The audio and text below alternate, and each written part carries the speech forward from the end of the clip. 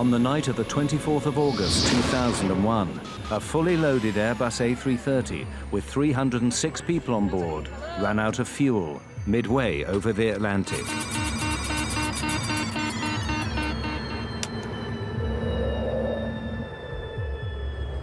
How could a state-of-the-art computerized airliner suffer such a catastrophic failure? Mayday, mayday, mayday. We have lost both engines due to fuel starvation. We are gliding now. Well, we're now at 30,000 feet at the rate of descent of 2,000 feet per minute. We have to ditch in the water.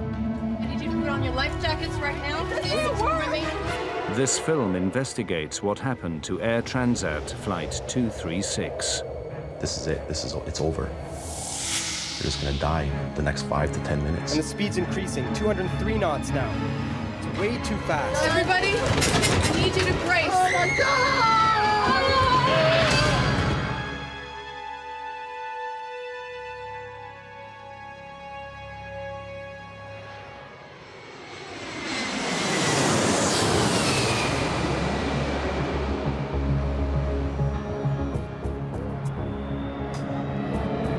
August 23rd, 2001. Toronto International Airport is busy. Air Transat is a charter company that has grown rapidly to become one of the largest airlines in Canada. Midsummer brings fewer business travelers and a holiday atmosphere. Air Transat Flight 236 is bound for Lisbon. Most of the passengers are Canadians visiting Europe or Portuguese immigrants heading home.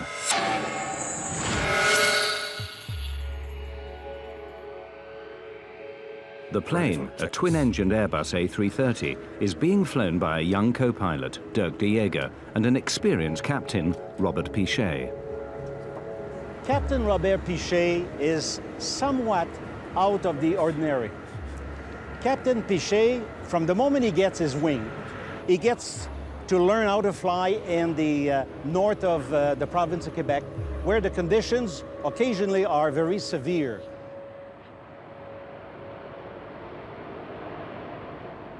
The flight deck of the A330 is ultra-modern. Banks of computers connected to over 100 onboard sensors constantly monitor the operation of the plane. This film reveals how serious problems can arise when the pilots begin to distrust the computers. Before departure, the computers give no indications of any problems with the Airbus. 236 Heavy, follow A320 Air Canada. Turn left on Romeo and hold short on 24 right. Roger, follow A320 Air Canada, left on Romeo, and hold short of 24 right. With the crew of 7, Flight 236 has 306 people on board. No, we were married for 4 days, wasn't it? 4 days. 4 days. 4 days. So we had planned to go to Portugal for our honeymoon, and we had booked this flight on Air Transat. And rather quickly, because we hadn't really planned what we were going to do very carefully. So this was the last flight left.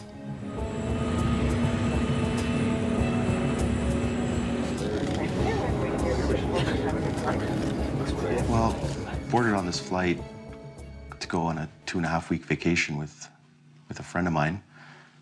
Obviously, I was very excited, spending 2.5 weeks on the coast of Portugal. A very excited feeling. Transat 236 Heavy, cleared for takeoff. 240 at 8, cleared for takeoff, 24 right, Transat 236 Heavy. At 20 minutes past 8, the Airbus A330, loaded with over 47 tons of fuel, leaves Toronto for Lisbon. V1, rotate.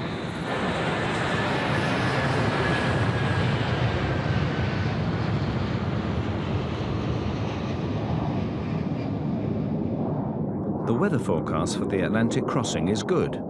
Everything runs smoothly on the flight deck, apart from a small adjustment to the route. To avoid congestion, air traffic control directs the flight 60 miles south of its original route. It's a minor alteration, but will later play a crucial role. The passengers settle down for the long crossing.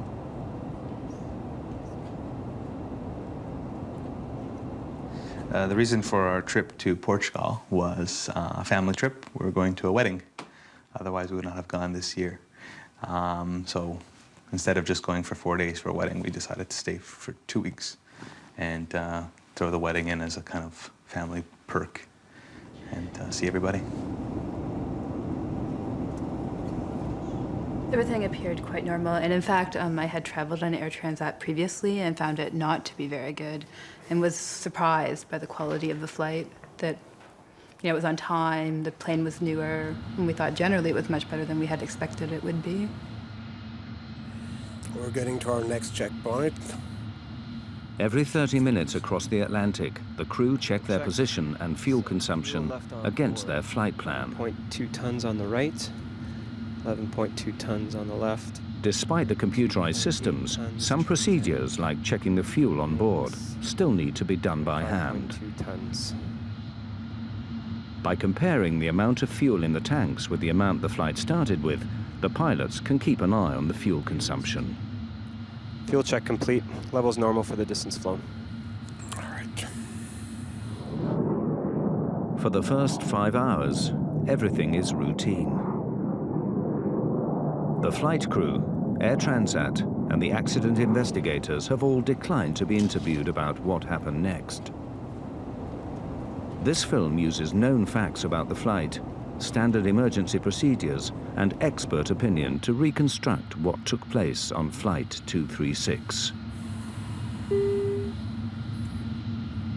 Look, we're getting a warning signal. Oil temp low and oil pressure high on number 2. What? This warning is the first step in the crisis. Oil pressure is within normal limits on number 1. And number 2 is slightly high. The computer display reveals that the oil temperature is low in engine number 2, but the oil pressure is high. It is a very unusual reading. The pilots are puzzled. I can't see anything here. I'll look in the FCOM. Okay. A low oil temperature indication is normally indicative of bad readings, bad sensor. Oil temperatures don't decrease normally, they increase. A low oil temperature would be of no concern. The high oil pressure is a very strange indication. It's very rare. In fact, I've never actually heard of one. It's only indicative of the contamination normally of the oil with fuel. That's not something that's explained in the manuals. Call the company. The crew contact Air Transat's maintenance group in Montreal. Transat 236 to Mirabel Operations. Mirabel Transat 236. Hi. Hi, we have a little problem. We're getting the warning oil temp low and oil pressure high on the ECAM for engine number 2. There's nothing in the QRH nor the FCOM. Can you help us out? I'm looking in the manual. The ground crew have no immediate solution. The pilots must work it out for themselves. They may have been given some advice on troubleshooting to see if that would help. But ultimately, the pilots are up there on their own. They can get advice from somebody 2,500 miles away, but they can't really fix their problems. Suggest you keep monitoring your oil levels and see what happens. Advise us on But because the oil readings are so unusual, the pilots believe they may indicate a computer error. The crew keep monitoring the oil levels. Air Transat 236 continues on track.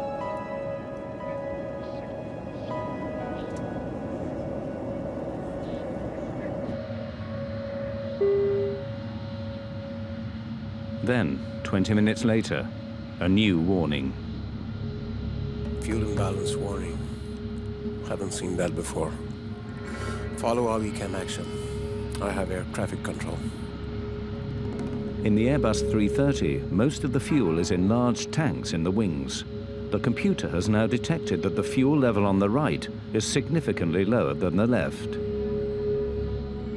The crew consult the Airbus flight manual, which recommends they transfer fuel through a special cross-feed valve. Fuel will then flow from one tank to the other. But before opening the cross-feed, the pilots must be sure that the imbalance is not caused by a more serious problem, such as a fuel leak. Last fuel check was only 15 minutes ago and it was okay.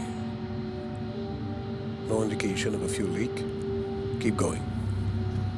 Wing crossfeed. On. On.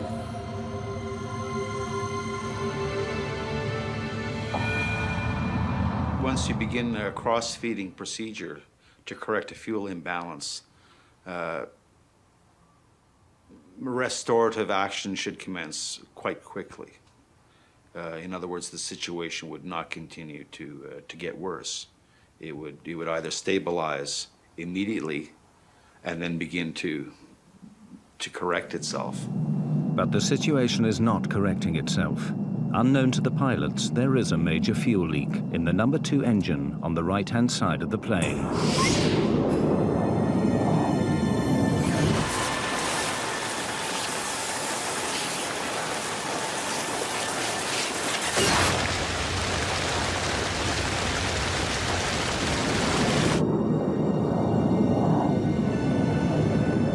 Flight 236 is in mid-Atlantic, nearly 300 kilometers from the nearest land.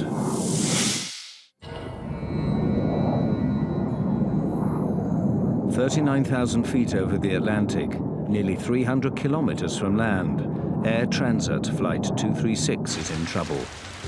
Unknown to the pilots, the right engine is leaking fuel. The plane's computer system has thrown up a series of warnings, but the pilots believe these are computer errors. Have you ever seen something like this before? No. Never. Doesn't make any sense. Yeah, even if there is a leak, it doesn't explain the alarms on the oil system.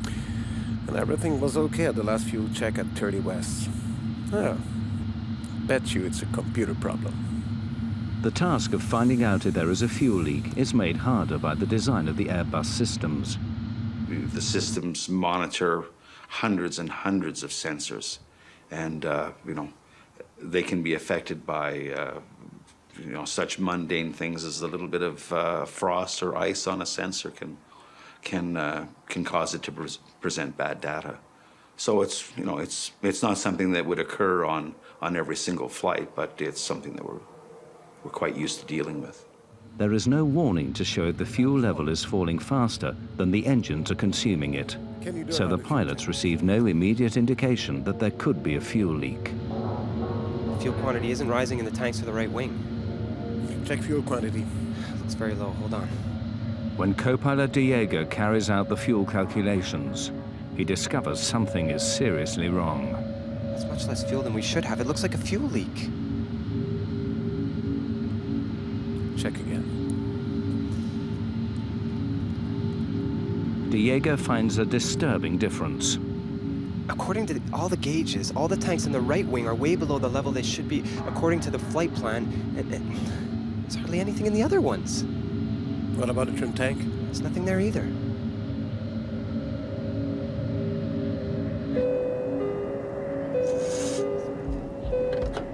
Yes? Hello, first officer here. Can you come to the cockpit, please? Sure. Although Captain Pichet believes he is dealing with a computer problem, he nevertheless decides to ask for a visual check, just in case, to see if there could be a fuel leak. Captain? Hi. Can you and Karen take some flashlights and go to the windows if you can see anything trailing back from the wings? It'll look like a mist or a stream, and report back immediately. Okay. Dirt, I want you to do another complete fuel check, please.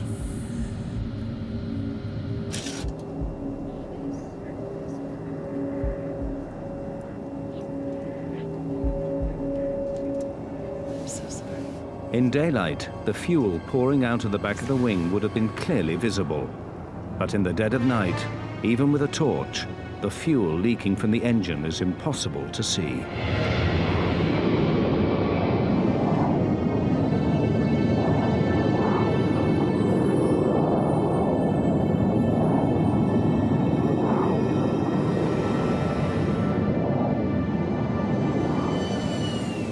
The crew evidently realized that the situation was not improving, and at that point they realized that their circumstances were becoming more serious. And I think that there were probably some discussions took place between the two pilots as to what their next course of action should be. If the computer is correct, then with the amount of fuel remaining, the Airbus will no longer be able to make it to Lisbon. Captain Pichet is forced to make a crucial decision. We've got to divert. Get on to Oceanic Control. Where's the nearest airfield? Transat 236 Heavy, Santa Maria Control. Can you advise nearest airfield? We have a possible fuel problem.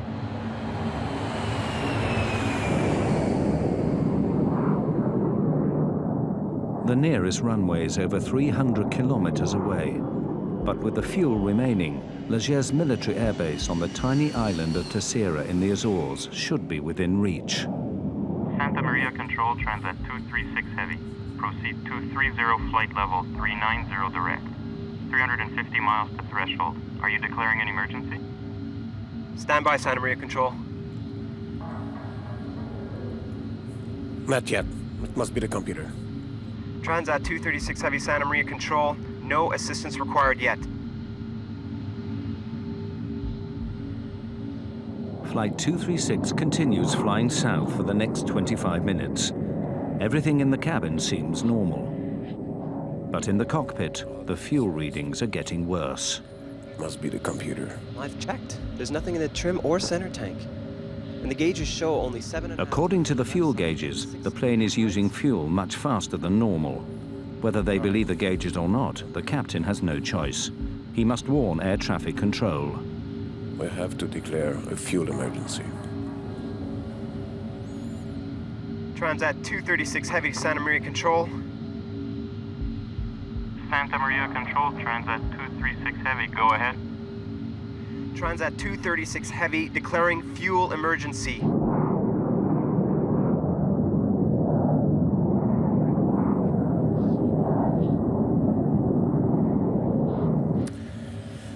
I really hope it's a computer bug. Because if we land in the Azores with half a plane full of fuel, they'll crucify us.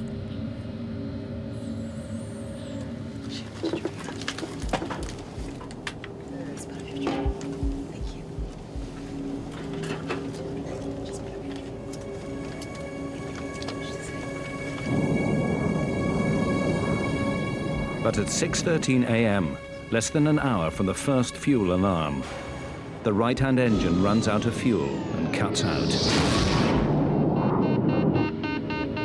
We're losing engine number 2. I don't believe this. Okay, maximum thrust on number 1.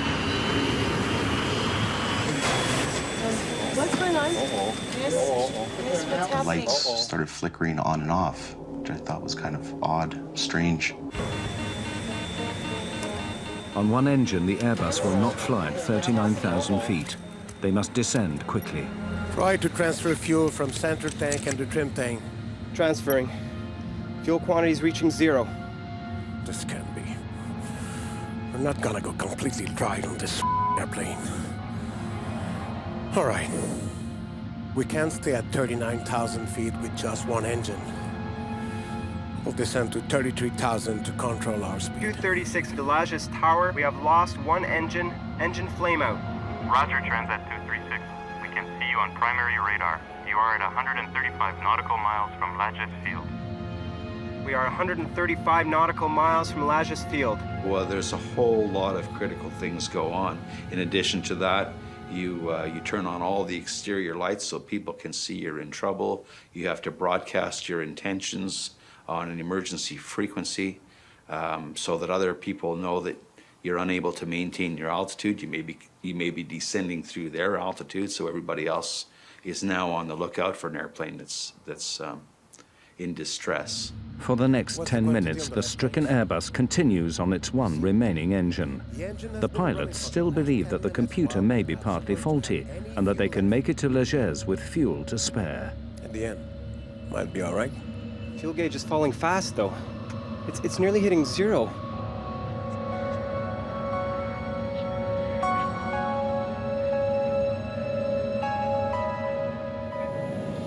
But 13 minutes after the right-hand engine cut out, and with 130 kilometers still to go, the left engine begins to fail.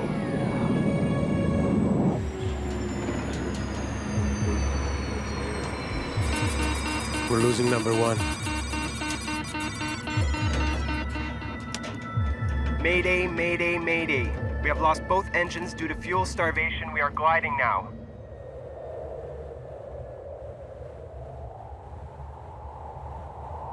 One of the most sophisticated airliners of the modern era, carrying 306 passengers and crew, is now nothing more than a giant glider, drifting steadily down towards the ocean.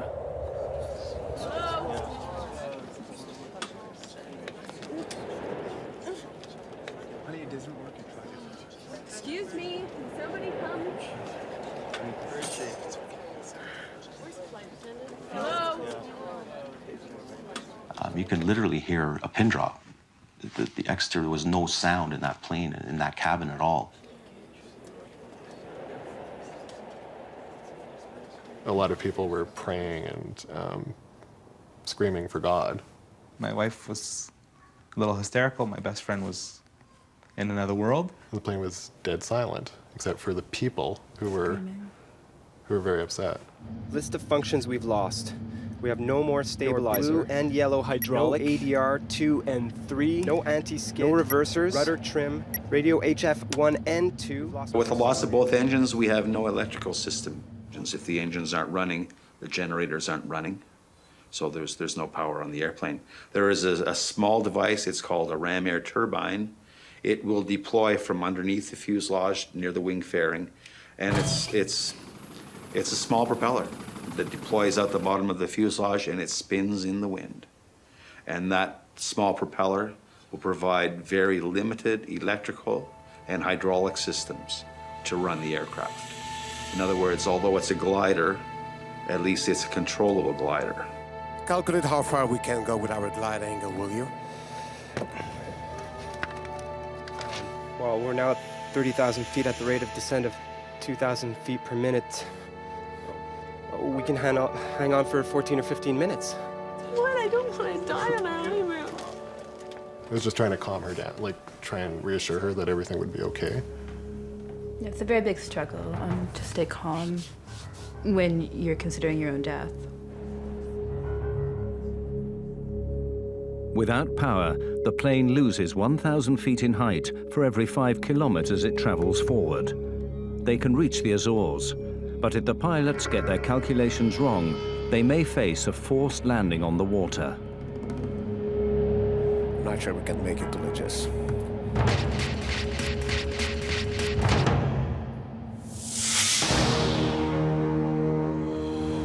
Air Transat Flight 236 is now drifting without fuel over the Atlantic. Although their initial calculations show that the plane should make it to Lajes, Captain Pichet must now follow standard emergency procedure for a passenger jet over water. Prepare the cabin.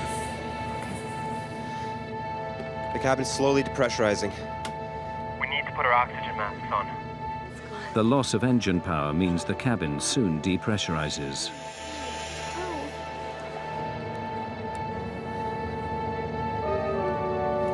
Everybody, please, I need your attention. We're preparing to ditch the plane. I need you to put on your life jackets right now. Within probably, I'd say, 2 minutes, I saw flight attendants with life jackets in their hand running down the aisles. And obviously, that was a sign of fear. What was happening was the first question that popped in my mind. We just need to tie this up like that. You don't really know what to think, but people did start to panic at that point when they were told to put on life jackets. This isn't working. No, it's all right. Please keep her calm. My best friend was talking to his father. His father died 3 years ago. But he's talking to him because he thought for sure he was going to be joining him. And I just kept the same reiteration. Oh, it's okay, one hand on one leg, one hand on the other, both their arms clenched to mine, kind of looking at my in-laws, blinking. It's okay, it's nothing. I kept thinking that if the plane did hit water, that we would survive. I was so convinced that we would survive no matter what happened to the plane that I was probably delusional.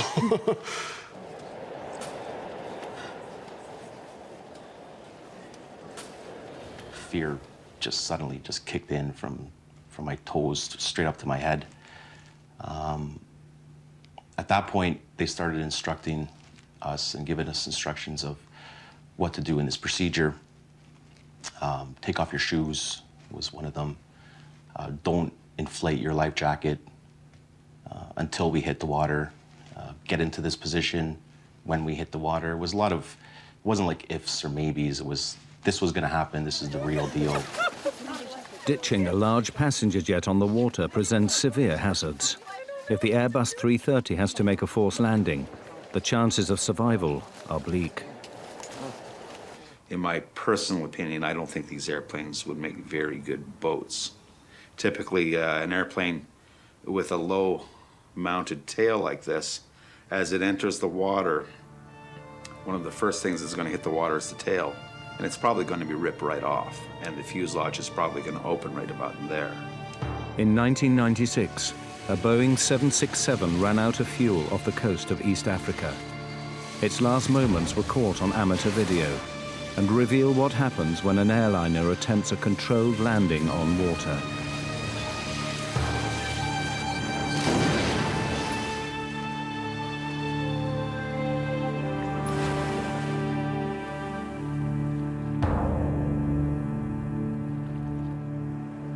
Of the 175 people on the Ethiopian Airways jet, only 50 survived.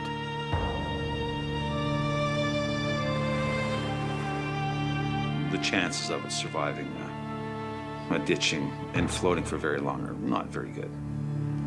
If Air Transat Flight 236 has to carry out a similar maneuver, it faces an equally grave outcome.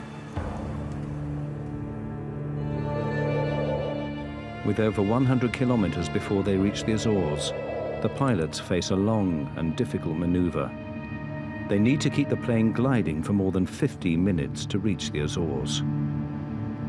There's very little time for any emotions at all. You're just so focused on the mission at hand. It's a life or death situation, of course, but you know, your intention is to get it there. You're not thinking about the alternatives, but you're fully focused on getting the airplane to its destination.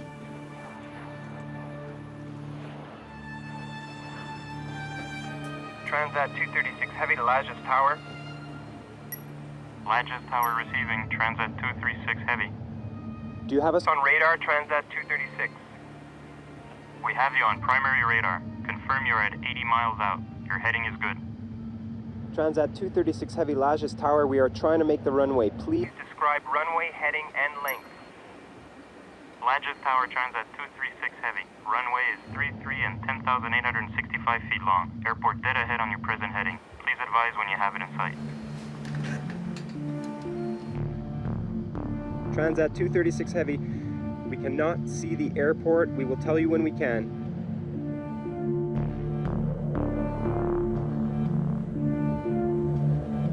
As the minutes tick by, the long wait for those on board is agonizing. That's it, this is it, it's over. They're just gonna die in the next 5 to 10 minutes. I had contemplated the idea that we would die, certainly. And kind of I think in that moment you can accept it more than you think you would accept it. I never thought I was gonna die. I was in a little bit of a state of distress. I did my best not to show it, to try to keep the cool, calm, and collected, but there was certain times where I wasn't sure if we would make it. The torture of the whole fact that you're gonna die, which I totally thought I was going to, is worse to me than dying. If I'm gonna die, just kill me now. Just get a gun and shoot me, or just let this plane go down and nosedive into the ocean and then just die instantly. On the ground, emergency services prepare for the crash landing of a fully loaded airliner.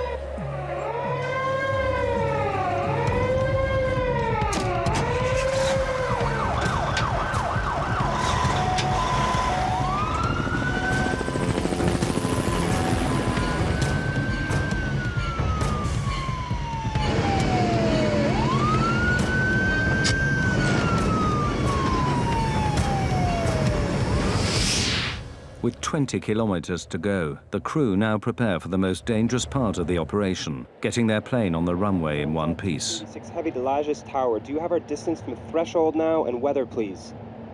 Roger, Transat 236 Heavy. You are 8 miles out according to primary radar. Airspeed 280 knots according to our readings. Visibility unlimited. You should have the airport in sight. Negative, Lajes Tower. Until now, we cannot see the runway.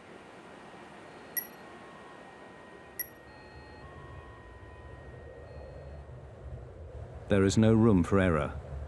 Without power, the pilots have only one chance at landing. If they miss or overshoot the runway, the results could be catastrophic.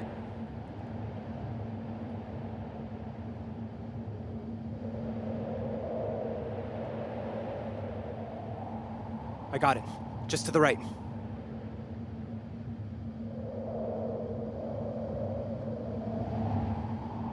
Minimum RAT speed is 140 knots. Maximum speed for gravity gear extension, 200 knots.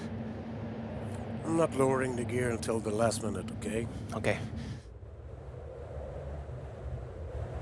The crew struggle to lose height and speed for landing. Roger, Lajes. 6 nautical miles.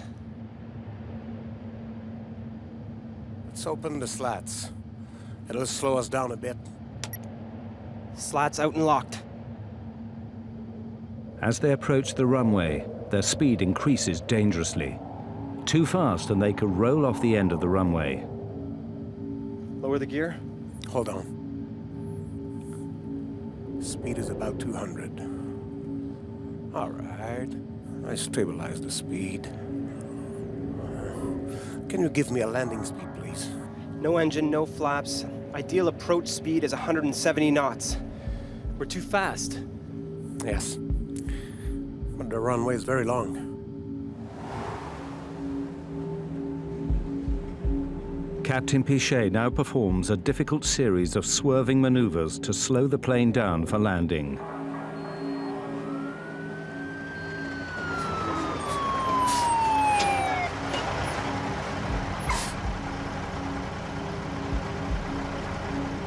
The plane was almost on a 45-degree angle. I thought it was just gonna flip over and just nosedive straight down. The plane was circling around the island to slow down.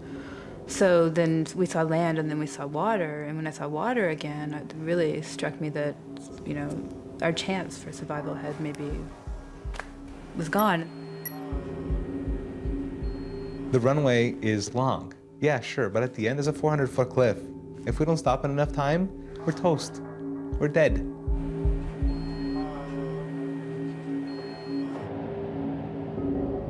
The crew line up the giant Airbus for final approach. Landing gear down and locked. 3 green. No flaps. Only the emergency brakes. No spoilers, no reverse thrust. 4,000 feet, 195 knots.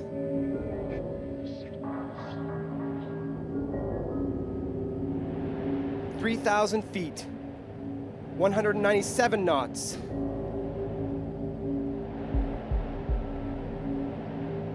"2,000 feet, 200 knots. Alert the cabin.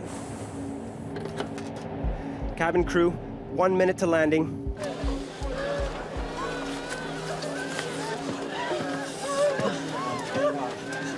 Hang on. Let's go. Vertical speed at 3,000 feet per minute. We're going way too fast. And the speed's increasing, 203 knots now. It's way too fast. 1,000 feet, 201 knots. I'll try to get the nose up. We'll ride fast. But even if the crew can get the Airbus on the runway, they face a further problem. Without engines, the normal procedures for braking are severely restricted. For Flight 236, the danger is far from over.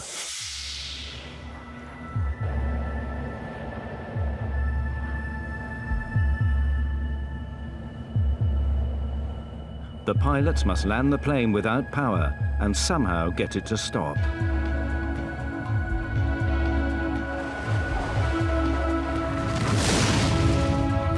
Everybody, I need you to brace.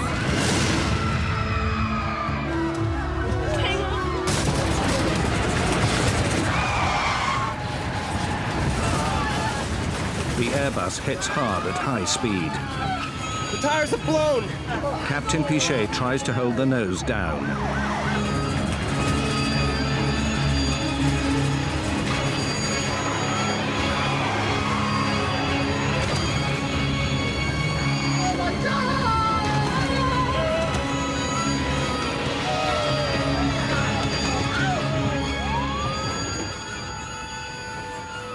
After bursting 8 tires, the plane finally stops in the middle of the runway.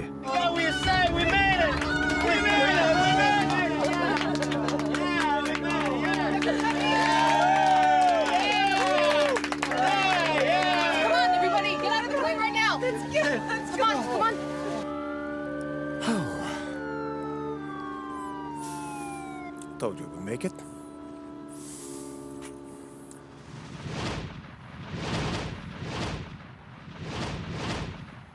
I just wanted to get out of this airplane quickly. I jumped, I hit the ground hard. I don't think my rear end actually even touched the chute at all. I didn't slide down the slide. I ran down it. And they're just, get out, get out, get out. So you're just running out of this aircraft. What in God's name just happened? I fell down to the ground, literally, and I started crying. I mean, once you're off the plane and you're evacuated, you want to know what happened. Pichet and de Jager had flown their Airbus without power further than any passenger jets in history. As news of their remarkable achievements spread around the world, they found themselves reluctant heroes. You don't have time really to think about anything else than taking care of the safety of your passenger, you know. That's your main goal, and since we didn't have any engine, the other main goal was to make the landing safely. So at that time, I guess the experience came in, you know. With the help of my colleague, that's why we made a successful landing. You train for the worst, but you never know how you'll deal with situations like this. And reflecting afterwards, I feel we dealt in the most professional and complete manner we could. A feeling of being grateful to see all the passengers were okay. You know, something like this happened, you never know what is going to happen really. I mean, you start not to believe it. I mean, makes no sense that a big jet with 2 engines has no more power with 300 people on board, you know. But although the public story was a success, disturbing questions remained. Why had a highly sophisticated airliner run out of fuel? What exactly had happened to Flight 236? Away from the cameras, an accident investigation began immediately by the Portuguese, Canadian, and French transport authorities. Initial checks quickly confirmed that all the fuel tanks of the Airbus were indeed empty. But to lose more than 17 tons of fuel in such a short space of time meant they'd had a major leak. The question was, where? Engineers examined the fuel system, searching for faults in the tanks and the fuel lines. It wasn't long before they found what they were looking for, just by the right engine. In this particular case, you had a hydraulic tube that's relatively small by comparison to the larger fuel tube. And the hydraulic tube, due possibly to pulsations in the hydraulic system, were abrading against the larger tube. And eventually the larger tube had a leak in it, and the leak, or not the leak itself, but the hole eventually possibly led into a fracture of the tube, allowing this massive fuel flow outside of the engine. The investigators began checking Air Transat maintenance records. They discovered that on the 17th of August, 5 days before the flight, Air Transat had removed the right-hand engine for maintenance and installed a replacement unit sent by Rolls-Royce. But as they analyzed the repair logs for the engine, they uncovered a shocking mistake. This was not a case of faulty design, but of faulty maintenance. Rolls-Royce had supplied the engine without a hydraulic pump assembly. To overcome this, Transat mechanics had used the parts from an older engine. But they didn't fit properly, and the pipes had been rubbing together for 5 days, until, midway over the Atlantic, one finally broke. The engine was delivered minus these 2 tubes and a bracket. that the purpose of that bracket was to maintain adequate clearance. So if they took the bracket off the old engine and put it on the new engine, is that the pipes would be locked together so that they could possibly abrade. So the mechanics, now I can't fault them, but they were not given specific instructions to verify the 3 millimeter clearance. As investigators questioned Air Transat mechanics, they found more disturbing evidence of malpractice. The chief mechanic testified that he had been concerned about the substitution of another hydraulic assembly. 5 days before the accident, he raised his concerns with his superior. He was told that it would cost too much to have the aircraft waiting for the missing parts and to go ahead with the substitution. The replacement parts only differed from the correct ones by a few millimeters, but it was a difference that almost cost 306 lives.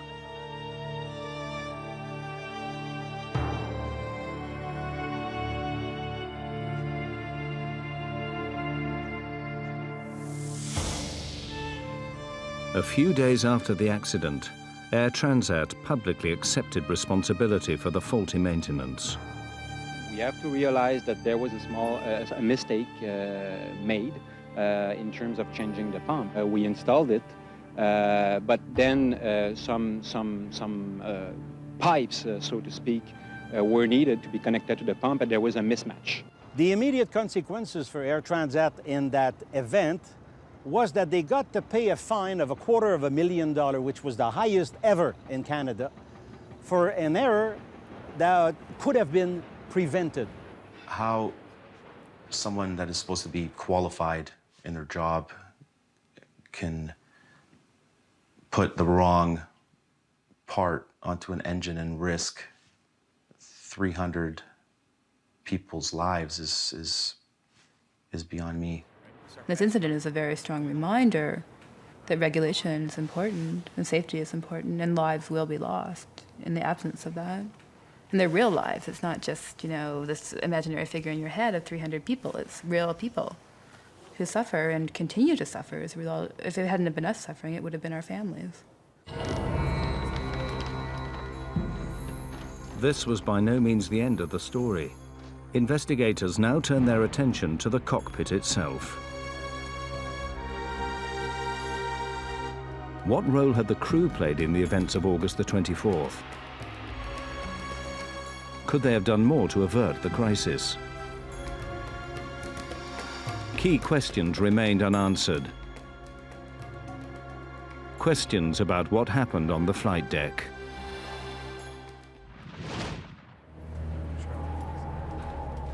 The investigation into Air Transat Flight 236 discovered that basic maintenance errors had led to the fuel leak. Air Transat accepted responsibility and were heavily fined. But the focus now turned on the flight deck and the performance of the crew. What part did they play in the fuel loss? Wing crossfeed. On. On. When the crew opened the crossfeed valve to transfer fuel from the left wing tank to the right, they lost 17 tons of fuel in less than 30 minutes. Yet they failed to close the crossfeed valve and prevent further loss. Mayday, mayday. We have lost both engines due to fuel starvation. We are gliding now. In the days after the incident, Captain Robert Pichet and Dirk de Jager were called before the inquiry and asked in detail about their actions. More than 2 years later, these findings have still not been published. What follows are possible explanations for the course of events that night, based on known facts and expert opinion. Oil temp low and oil pressure high on number 2. The warnings of high oil pressure and low oil temperature from the engine on the right wing would not have led the pilots to suspect that there was already a major fuel leak. The indications that were being presented with respect to the oil system would probably not give the crew any indications. They may have questioned what was causing the erroneous or strange indications, But there's nothing certainly in my mind or their training, I think, that would have triggered them to suspect that a fuel system might be involved. Bet you it's a computer problem. But although the pilots thought they had a computer error, the oil warnings were actually correct and were the first indication of a much more serious problem. Fuel imbalance warning. Haven't seen that before. When the fuel imbalance warning came up 20 minutes later, showing less fuel in the right wing than the left, it seemed unconnected with the oil alarms. This could have reinforced Captain Pichet's idea that he was facing a series of computer errors. Do not apply this procedure if a fuel leak is suspected. Despite his doubts, Captain Pichet was obliged to follow Airbus procedure to correct the imbalance. He opened the crossfeed valve. Wing crossfeed. On.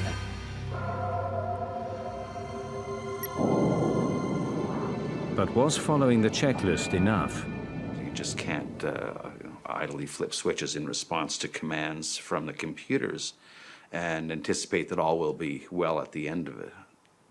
Once the checklist is complete, we can sit there fat, dumb, and happy.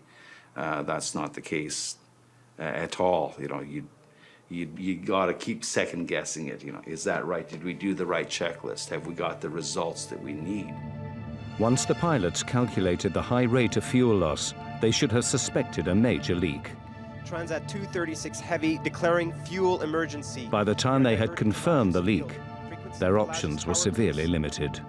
They were flying blind, as it were. There was no checklist information provided to them. They assumed that once they had engaged in this procedure that the situation would resolve itself, and it wasn't. Now they had a choice.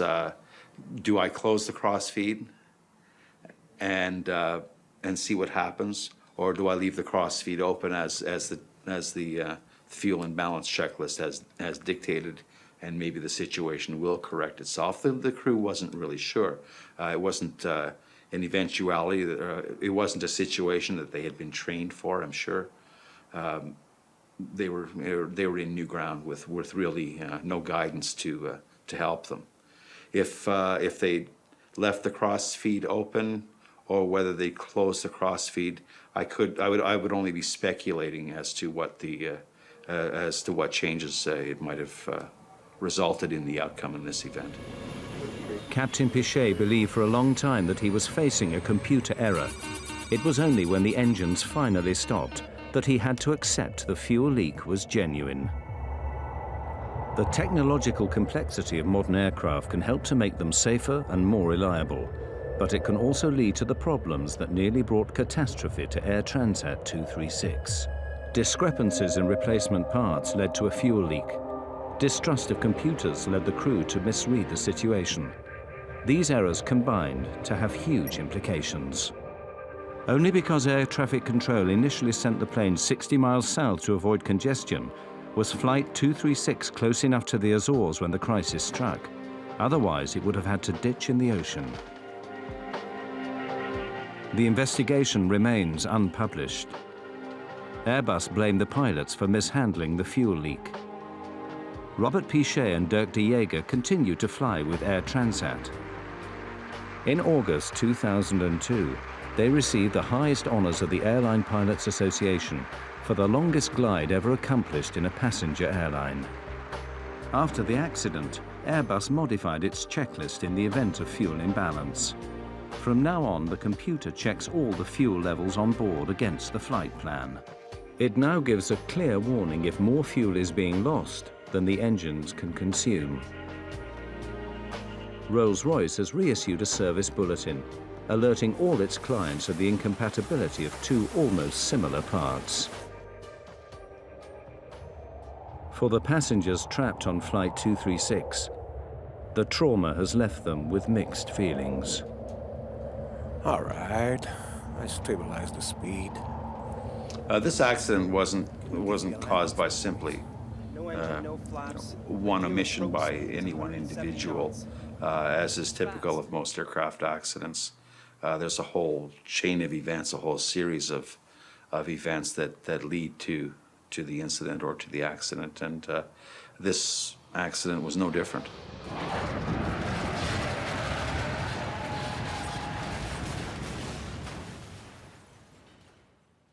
whatever the circumstances are, the pressure that he was under is tremendous. He got that plane down safely, only blew out 8 of the 12 tires, and saved 300 people. He saved 300 people's lives.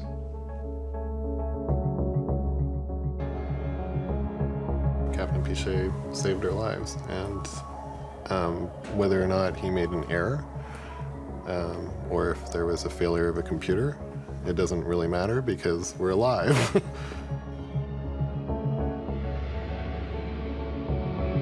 Do I think he's a hero? No. Do I think he's a hell of a pilot? Yes. Thank God the islands of the Azores were there and basically saved our lives. But if that fuel pump broke 5 minutes beforehand, we would have ended up into the water, and I probably wouldn't be here to tell the story.